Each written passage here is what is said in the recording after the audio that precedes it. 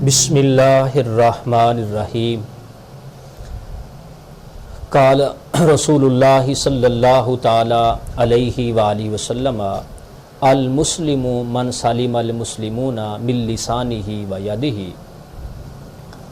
حضور نبی کائنات آقا دو جہاں سرور کون و مکان صلی اللہ تعالی علیہ وآلہ وسلم نے ارشاد فرمایا کہ مسلمان وہ ہے کہ جس کی زبان اور ہاتھ سے دوسرا مسلمان محفوظ رہے۔ المسلم من سلم المسلمون، فرمایا مسلمان وہ ہے کہ دوسرے مسلمان اس کی زبان اور اس کے ہاتھ سے محفوظ رہیں۔ سامعین محترم، اس وقت ہم زبان کی حفاظت پر چند ایک باتیں عرض کرنا چاہتے ہیں۔ پہلی بات تو یہ پیارے آقا علیہ السلام کے اس فرمان شریف کی روشنی کے اندر کہ مسلمان وہ ہے جس کی زبان اور ہاتھ سے دوسرا مسلمان محفوظ رہے۔ محدثین نے اس حدیث پر جو کلام فرمایا، اس پر جو بحث کی، اس پر جو پیارے پیارے نکات لکھے، ان میں سے ایک بات یہاں یہ رکھیں۔ پیارے آقا علیہ السلام کے فرمان شریف کی ترتیب دیکھیں کتنی پیاری ہے۔ فرمایا مسلمان وہ ہے جس کی زبان اور ہاتھ سے دوسرا محفوظ رہے۔ پہلے زبان کا ذکر کیا، ہاتھ کا ذکر بعد میں کیا۔ اس میں حکمت کیا تھی؟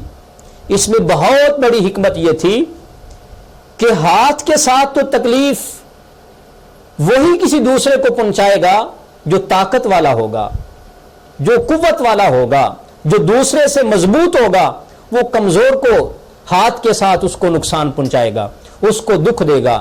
لیکن زبان کو پہلے اس لیے رکھا کہ زبان سے کوئی ضروری نہیں ہوتا کہ طاقتوری دوسرے کو نقصان پہنچائے، کمزور بھی زبان سے دوسرے کو نقصان پہنچا سکتا ہے۔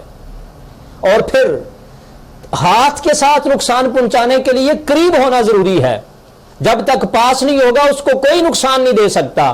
لیکن زبان سے نقصان کیا ہے، چاہے کوئی کوسوں میل دور 7 سمندر پار کیوں نہ کوئی ہو، ہم اس کو زبان کے ساتھ دکھ دے سکتے ہیں۔ تو پیارے آقا علیہ السلام نے زبان کو پہلے درجے پہ رکھا کہ مسلمان وہ ہے جس کی زبان اور ہاتھ سے دوسرا محفوظ رکھے۔ تو کیا ایسا نہیں ہوتا، ہم اپنے بند کمرے میں بیٹھے ہیں، اپنے آفس میں بیٹھے ہیں، ہم ایسی ایسی گفتگو اور ایسا تذکر اور ایسا کلام شروع کر دیتے ہیں، دوسرا بندہ اپنے مزے کی نیند سو رہا ہوتا ہے، لیکن ہم اپنی زبان کے ساتھ اس کی جناب والا ساری ہسٹری کھول کر ہم سامنے رکھ دیتے ہیں۔ تو اس حوالہ سے زبان پر پیارے آقا علیہ السلام نے فرمایا کہ جس نے مسلمان دوسرے بھائی کو اپنی زبان سے محفوظ رکھا، حقیقی معنوں میں وہی مسلمان ہے۔ دوسرا پیارے آقا علیہ السلام کے ایک فرمان شریف کا مفہوم ہے، کریم آقا علیہ السلام نے فرمایا جو شخص مجھے 2 چیزوں کی حفاظت کی گارنٹی دے دے، 2 چیزوں کی حفاظت کی گارنٹی دے دے، پیارے آقا علیہ السلام فرماتے ہیں میں اللہ کا رسول اس شخص کو جنت کی گارنٹی عطا فرماتا ہوں، اس کو جنت کی ڈگری عطا فرماتا ہوں۔ صحابہ نے گزارش کی ہوگی یا رسول اللہ صلی اللہ تعالی علیہ وسلم وہ 2 چیزیں کون سی ہیں؟ تو پیارے آقا علیہ السلام نے فرمایا وہ 2 چیزیں یہ ہیں، نمبر 1 زبان کی حفاظت اور نمبر 2 شرمگاہوں کی حفاظت، کہ جو شخص مجھے ان کی حفاظت کی گارنٹی دے دے، ان کی عفت اور پاکیزگی کا اعلان کر دے، میں اللہ کا رسول اس شخص کو جنت کی گارنٹی دیتا ہوں۔ سبحان اللہ۔ تو سامعین محترم، کتنا بڑا یہ سودا ہے، کتنا بڑا عظیم انعام ہے۔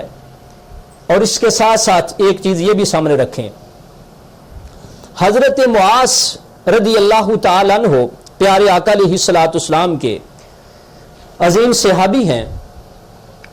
انہوں نے پیارے آقا علیہ السلام کی بارگاہ میں سوال کیا کہ یا رسول اللہ صلی اللہ تعالیٰ علیہ وسلم مجھے کچھ ایسی چیزیں بتائیں کہ جن کے کرنے سے اللہ رب العزت مجھے جنت عطا فرما دے، اور کچھ ایسے کام بتا دے جن سے میں دور رہوں تو ان سے بچنے کی وجہ سے اللہ پاک مجھے جنت جیسا عظیم انعام نصیب فرما دے۔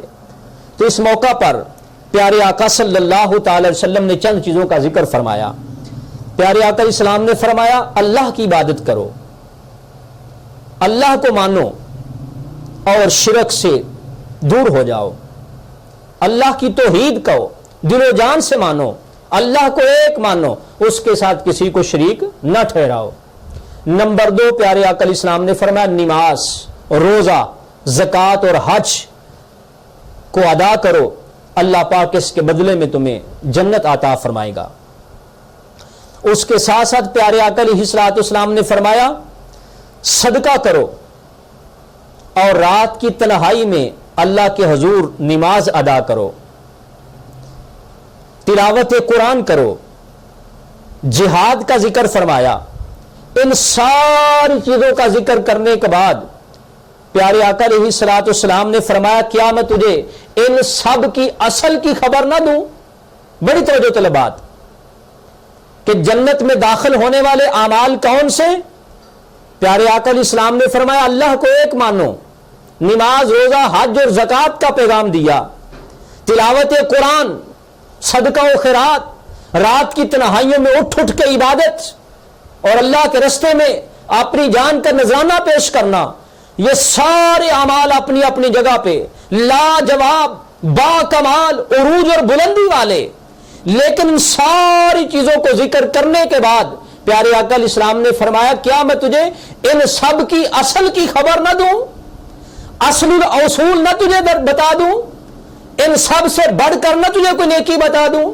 تو جناب معاذ رضی اللہ تعالیٰ عنہ عرض کرتے ہیں کہ یا رسول اللہ صلی اللہ تعالی وسلم ان سب کی اصل کیا ہے؟ تو پیارے آقا علیہ الصلوۃ والسلام نے اپنی زبان مبارک کو پکڑ کے فرمایا اس کی حفاظت کرو۔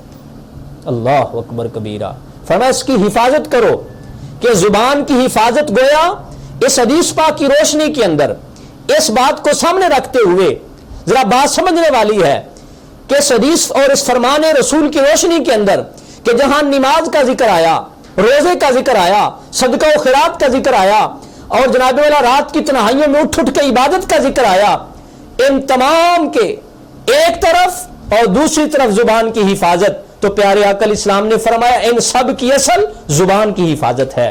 یعنی گویا کہ بعض اوقات اخلاق، کردار، زبان کی حفاظت ان نماز جیسے، روزے جیسے عظیم اعمال سے بھی انسان کا قد جو ہے وہ زبان کی حفاظت اونچا کر دیتی ہے۔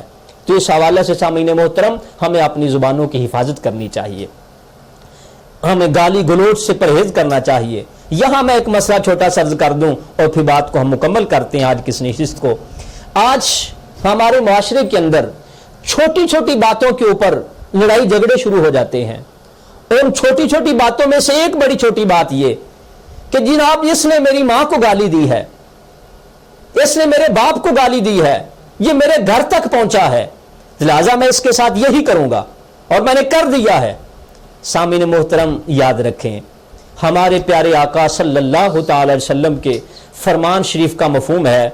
کریم آقا علیہ الصلوۃ والسلام نے ایک موقع پر ارشاد فرمایا کہ سب سے بڑا ظالم اور برا شخص وہ ہے جو اپنے ماں باپ کو گالی دیتا ہے، جو اپنے ماں باپ کو گالی دیتا ہے۔ تو صحابہ نے عرض کیا یا رسول اللہ ایسے بھی بد نصیب ہوں گے جو اپنے ماں باپ کو گالی دیتے ہیں؟ تو پیارے آقا علیہ السلام نے فرمایا ہاں، جو کسی کے ماں باپ کو گالی دیتا ہے وہ حقیقت میں اپنے ہی ماں باپ کو گالی دیتا ہے۔ تو بات کرنے کا مقصد دوستو، بھائیو، یہ ہے کہ آج ہم چھوٹی چھوٹی بات پہ جھگڑا کھڑا کر دیتے ہیں، یہ میری ماں تک پہنچا ہے۔ بھئی ماں کو گالی دے دی تو کیا ہو گیا؟ جب تک آپ خاموش ہیں، آپ نے آگے سے کوئی حملہ نہیں کیا، تو تب تک یہ گالی آپ کے گھر نہیں گئی، یہ گالی اس کے گھر میں گئی ہے۔ جب آپ نے آگے سے حملہ کر دیا پھر اس میں اور آپ میں کوئی فرق نہ رہا۔ تو اس حوالہ سے اگر کوئی گالی دے تو کچھ بھی نہ کہیں، اگر اس میں برا بلا کو لے خاموشی اختیار کریں، صبر سے کام لیں، پھر دیکھیں اللہ پاک کتنا اجر اور کتنی بلندی عطا فرماتا ہے۔ اس حوالے سے دعا ہے کہ اللہ پاک ہمیں زبان کی حفاظت کرنے کی توفیق عطا فرمائے۔ وما علیہ الا البلاغ۔